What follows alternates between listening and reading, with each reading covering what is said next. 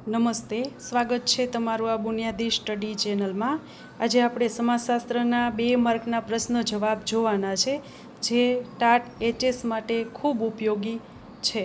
હવે એમાં આપણે પ્રશ્ન પહેલો જોઈએ, ભારતમાં અપાતા રમતગમતના એવોર્ડ કયા કયા છે? તો જવાબ જોઈએ, ભારતમાં અપાતા મુખ્ય રમતગમતના એવોર્ડ જોઈએ, એમાં Rajiv Gandhi Khel Ratna award, Dronacharya award, Arjuna award, Dhyanchand એવોર્ડનો સમાવેશ થાય છે। ત્યાર પછી આપણે બીજો પ્રશ્ન જોઈએ, જવાહરલાલ નહેરુના મતે રાષ્ટ્રીય એકતાની વ્યાખ્યા આપો। જવાહરલાલ નહેરુના મતે જોઈએ રાષ્ટ્રીય એકતાની વ્યાખ્યા। રાષ્ટ્રીય એકતા એક મનોવૈજ્ઞાનિક અને શૈક્ષણિક પ્રક્રિયા છે, જેના દ્વારા લોકોના દિલમાં એકતાની ભાવના, સમાન નાગરિકતાનો અનુભવ તથા રાષ્ટ્ર પ્રત્યે પ્રેમ અને નિષ્ઠાની ભાવના વિકસિત કરી શકાય। ત્યાર પછી ત્રીજો પ્રશ્ન જોઈએ, આદિવાસીઓની માટીકલા વિશે જાણકારી આપો। જવાબ જોઈએ, આદિવાસીઓ માટીમાંથી વાસણો, રમકડાં અને દેવમૂર્તિઓ બનાવે છે। પોશીના, ભીલ, ગરાસિયા માટીના ઘોડાઓ દેવને ચડાવે। ગુજરાતના ચૌધરી, ગામિત, ધોડિયા, ભીલ, રાઠવા સૌ માટીના ઘોડા, હાથી, વાઘ, ગાય, બળદ અને માનવ આકૃતિઓ બનાવી દેવને ચડાવે છે। આ કલા તેમની પ્રકૃતિ પ્રેમી ભાવનાનું પ્રતિબિંબ છે। ત્યાર પછી ચોથો પ્રશ્ન જોઈએ, ભારતીય સંસ્કૃતિના સ્વરૂપો કયા છે? જવાબ જોઈએ, ભારતીય સંસ્કૃતિના મુખ્ય 3 સ્વરૂપો છે। પહેલો, પ્રશિષ્ટ અથવા ભદ્રવર્ગીય અથવા માર્ગી પરંપરા। બીજું છે લોક સંસ્કૃતિ અથવા દેશી પરંપરા। ત્રીજું છે આદિવાસી સંસ્કૃતિ। ત્યાર પછી 5મો પ્રશ્ન જોઈએ, આદિમ જાતિ પંચ વિશે સમજૂતી આપો। જવાબ જોઈએ, આદિમ જાતિ પંચ એ આદિવાસી સમાજની પરંપરાગત ન્યાય વ્યવસ્થા છે। પંચનો નિર્ણય સર્વોપરી માનવામાં આવે છે અને લોકો તેનો આદર કરે છે। સરકારના નિયંત્રણ છતાં પંચ પ્રથાને મહત્ત્વ આપવામાં આવે છે। ત્યાર પછી 6થો પ્રશ્ન, પછાતપણાનો અર્થ આપો। જવાબ જોઈએ, સામાજિક, આર્થિક અને શૈક્ષણિક રીતે પાછળ રહેલા વર્ગને પછાત વર્ગ કહેવામાં આવે છે। ત્યાર પછી 7મો પ્રશ્ન જોઈએ, રેણુકા પામૈયાના મતે સ્ત્રી સશક્તિકરણની વ્યાખ્યા આપો। જવાબ જોઈએ, રેણુકા પામૈયાના મતે સ્ત્રી સશક્તિકરણ એટલે સામાજિક ન્યાય અને સમતા અથવા મહિલાઓની સ્વતંત્ર ઓળખ અથવા મનુષ્યના રૂપમાં સ્વીકાર થવો। ત્યાર પછી 8મો પ્રશ્ન જોઈએ, સામાજિક પરિવર્તનના લક્ષણો જણાવો, કોઈ પણ 4। તો આપણે 5 લીધેલા છે।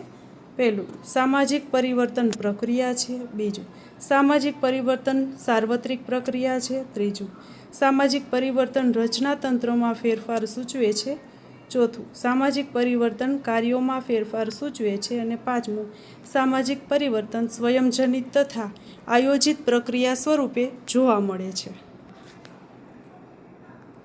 ત્યાર પછી 9મો પ્રશ્ન છે, પારસ્પરિક સંચાર એટલે શું? જવાબ જોઈએ, 2 કે તેથી વધુ વ્યક્તિ કે સમૂહ વચ્ચે એકબીજાની પ્રત્યક્ષ હાજરીમાં વાતચીત, પ્રેમ, હાસ્ય, રુદન કે કોઈ પણ અભિવ્યક્તિ, કોઈ સંકેત કરે કે કોઈ હાવભાવ વ્યક્ત કરે અને એકબીજા ઉપર અસર ઉપજાવે તેને પારસ્પરિક સંચાર કહે છે। ત્યાર પછી 10મો પ્રશ્ન છે, ઇન્ટરનેટ વિશે ટૂંકમાં પરિચય આપો। જવાબ જોઈએ, ઇન્ટરનેટ વિશ્વનું સૌથી મોટું સંચાર જાળું છે। ભારતમાં તેનો પ્રારંભ 15 ઓગસ્ટ 1995 WWW ઇન્ટરનેટ કોમ્પ્યુટર અને સ્માર્ટફોન સાથે જોડાતા અકલ્પનીય ઉપયોગ થવા લાગ્યો છે। ઇન્ટરનેટનો ઉપયોગ ઈ-ગવર્નન્સ, ઈ-બેન્કિંગ, ઈ-શોપિંગ, ઈ-કોમર્સ વગેરેનો ઉપયોગ થવા લાગ્યો છે। શિક્ષણ, આરોગ્ય, રેલવે અને મનોરંજન જેવા ક્ષેત્રોમાં પ્રાધાન્ય વધતું જાય છે। ત્યાર પછી 11મો પ્રશ્ન જોઈએ, પ્રતિરોધાત્મક સામાજિક આંદોલનના ઉદાહરણો જણાવો। પ્રતિરોધાત્મક સામાજિક આંદોલનના ઉદાહરણો છે, નર્મદા બંધ વિરોધી આંદોલન, ભાષા વિરોધી આંદોલન, ગામમાં જમીનદારો અને ખેતમજૂરો વચ્ચેના આંદોલનો, ખેડે તેની જમીન કાયદા વિરુદ્ધના આંદોલનો। ત્યાર પછી 12મો પ્રશ્ન છે, ગ્રામ સેવકની કામગીરી ટૂંકમાં વર્ણવો। જવાબ જોઈએ, ગ્રામ સેવક પંચાયતની યોજનાઓમાં મદદ કરે છે, વિકાસ કાર્યક્રમ વિશે જાણકારી, ખેડૂતોને લોન માટે મદદ, બીજ અને ખાતર પૂરા પાડવા, આધુનિક ખેતી માટે માર્ગદર્શન આપે છે, તેમજ વિકાસ કાર્યક્રમોની પ્રગતિનો અહેવાલ તૈયાર કરે છે. ત્યાર પછી 13મો પ્રશ્ન છે, ટૂંક નોંધ લખો. પાલક ગૃહ. જવાબ જોઈએ, પાલક ગૃહમાં 10 વર્ષથી ઓછી ઉંમરના બાળ અપરાધીઓને રાખવામાં આવે છે. અહીં કૌટુંબિક વાતાવરણમાં તેમના સુધારવાનો પ્રયત્ન કરવામાં આવે છે. આવા ગૃહો સરકારની મદદથી ખાનગી સંસ્થાઓ દ્વારા ચલાવવામાં આવે છે. ત્યાર પછી 14મો પ્રશ્ન, એડ્સ કેવી રીતે ફેલાય છે? જવાબ જોઈએ, એડ્સ નીચે મુજબ ફેલાય છે. એમાં પહેલું છે અસલામત જાતીય સંબંધ દ્વારા, બીજું છે સંક્રમિત લોહી દ્વારા, ત્રીજું માતાથી બાળકને અને ચોથું જંતુયુક્ત સાધનો દ્વારા. 15મો પ્રશ્ન છે, નિરીક્ષણ એટલે શું? નિરીક્ષણ એટલે જવાબ જોઈએ, નિરીક્ષણ એટલે સંશોધનના હેતુ કે ઉદ્દેશોને ધ્યાનમાં રાખી જ્ઞાનેન્દ્રિયોની મદદથી પ્રત્યક્ષ અનુભવ કરી માહિતી એકત્ર કરવાની પદ્ધતિ. નિરીક્ષણ ચોકસાઈપૂર્વકનું, આયોજિત અને સંશોધનના હેતુને પૂર્ણ કરવામાં મદદરૂપ થાય તેવું હોવું જોઈએ. સમાજશાસ્ત્રી પોલિન યંગના મતે વસ્તુ, વ્યક્તિ કે પરિસ્થિતિ વિશે માહિતી મેળવવાની પ્રક્રિયાને નિરીક્ષણ કહે છે. ત્યાર પછી 16મો પ્રશ્ન જોઈએ, સામાજિક સંશોધનના મુખ્ય સોપાનો કેટલા છે? ક્યાં ક્યાં? જવાબ જોઈએ, સામાજિક સંશોધનના મુખ્ય 7 સોપાનો છે. સંશોધન વિષયની પસંદગી, સંશોધન આયોજન, ઉત્કલ્પનાનું નિર્માણ, માહિતી એકત્રીકરણની પ્રયુક્તિની પસંદગી, માહિતીનું એકત્રીકરણ, માહિતીનું વર્ગીકરણ અને પૃથ્થકરણ, સંશોધનના તારણો અને સામાન્યીકરણ. ત્યાર પછી 17મો પ્રશ્ન છે, મેકાઇવરના મતે પર્યાવરણને કેટલા અને કયા વિભાગોમાં વહેંચ્યું છે? જવાબ જોઈએ, મેકાઇવરના મતે પર્યાવરણના 3 વિભાગ છે, ભૌતિક પર્યાવરણ, આર્થિક પર્યાવરણ, સામાજિક પર્યાવરણ. ત્યાર પછી 18મો પ્રશ્ન છે, સામાજિક વર્ગ એટલે શું? જવાબ જોઈએ, દરેક સામાજિક વર્ગ સમાન પ્રતિષ્ઠા અને દરજ્જો ધરાવતા લોકોનું જૂથ છે.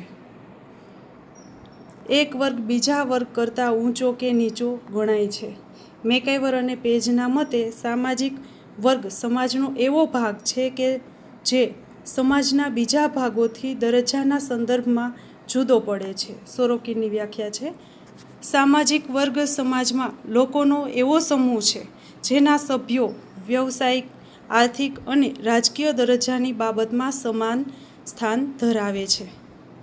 ત્યાર પછી 19મો પ્રશ્ન જોઈએ, માનવશાસ્ત્રની કેટલી શાખાઓ છે? કઈ કઈ? જવાબ જોઈએ, માનવશાસ્ત્રની મુખ્ય 3 શાખાઓ છે, શારીરિક માનવશાસ્ત્ર, સાંસ્કૃતિક માનવશાસ્ત્ર અને પુરાતત્વીય માનવશાસ્ત્ર. ત્યાર પછી 20મો પ્રશ્ન છે, ઇમાઇલ દુર્ખીમે સમાજશાસ્ત્રમાં કયા કયા સિદ્ધાંતોની સમજૂતી આપી છે? તો જવાબ જોઈએ, ઇમાઇલ દુર્ખીમે સમાજશાસ્ત્રમાં નીચેના સિદ્ધાંતોની સમજૂતી આપી છે. તેમાં જોઈએ, સામાજિક તથ્યો, પદ્ધતિશાસ્ત્ર, આત્મહત્યા, શ્રમ વિભાજન, સામાજિક એકતા, ધર્મ, સામૂહિક પ્રતિનિધિત્વ વગેરે. ત્યાર પછી 21મો પ્રશ્ન છે, સમાજશાસ્ત્રીય રીતે સામાજિક સમૂહના લક્ષણો જણાવો.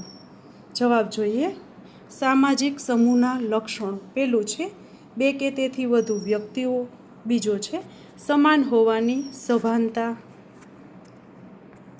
ત્રીજો છે સામૂહિક પ્રકારના ઉદ્દેશ કે હેતુ, ચોથું છે સામાજિક આંતરક્રિયા. ત્યાર પછી 22મો પ્રશ્ન જોઈએ, માનવીની મૂળભૂત જરૂરિયાતોને સંતોષવા કયા રચનાતંત્રો અસ્તિત્વમાં આવ્યા છે? જવાબ જોઈએ, ખોરાક, રહેઠાણ, પ્રજોત્પત્તિ અને સંરક્ષણ માનવીની મૂળભૂત જરૂરિયાતો છે. આ જરૂરિયાતો સંતોષવા નીચેના રચનાતંત્રો અસ્તિત્વમાં આવ્યા છે. તેમાં જોઈએ, કુટુંબ વ્યવસ્થા, લગ્ન વ્યવસ્થા, આર્થિક વ્યવસ્થા, રાજકીય વ્યવસ્થા, શિક્ષણ વ્યવસ્થા, ત્યાર પછી ધાર્મિક વ્યવસ્થા. ત્યાર પછી 23મો પ્રશ્ન છે, પરોક્ષ સંઘર્ષ કોને કહેવાય? જવાબ જોઈએ, બે પક્ષો એક જ ધ્યેય પ્રાપ્ત કરવા પ્રયત્ન કરતા હોય અને એકબીજાના પ્રયત્નોમાં આડકતરી રીતે અવરોધ ઊભો કરે ત્યારે જે સંઘર્ષ સર્જાય તેને પરોક્ષ સંઘર્ષ કહેવાય છે. ત્યાર પછી 24મો પ્રશ્ન જોઈએ. ભૌતિક સંસ્કૃતિ એટલે શું? તેમાં કઈ કઈ બાબતોનો સમાવેશ થાય છે? જવાબ જોઈએ. જે પદાર્થોને આપણે નરી આંખે જોઈ અને સ્પર્શી શકીએ છીએ તે બધાનો સમાવેશ ભૌતિક સંસ્કૃતિમાં થાય છે. ભૌતિક સંસ્કૃતિમાં નીચેની બાબતોનો સમાવેશ થાય છે. એમાં જોઈએ યંત્રો, સાધનો, વાસણો, ત્યાર પછી મકાનો, માર્ગો, વસ્ત્રો, વાહનો, દવાઓ, ખાદ્ય સામગ્રી, કલાકૃતિઓ. ત્યાર પછી 25મો પ્રશ્ન છે. સામાજિક સંસ્થાના લક્ષણો જણાવો. એના મુખ્ય લક્ષણો જોઈએ. પહેલું છે વલણ અને વર્તનની ઢબ. ત્યાર પછી સાંસ્કૃતિક પ્રતીકો. ત્યાર પછી સાધન સગવડ. ત્યાર પછી વર્તનના ધોરણો અને ત્યાર પછી વિચારસરણી. આ સાથે આપણા 2 માર્કના 1 થી 25 પ્રશ્નો છે એ અહીં પૂર્ણ થાય છે. અને જો મારા વિડીયો તમને ગમે તો લાઇક, શેર અને સબસ્ક્રાઈબ કરજો. Thank you.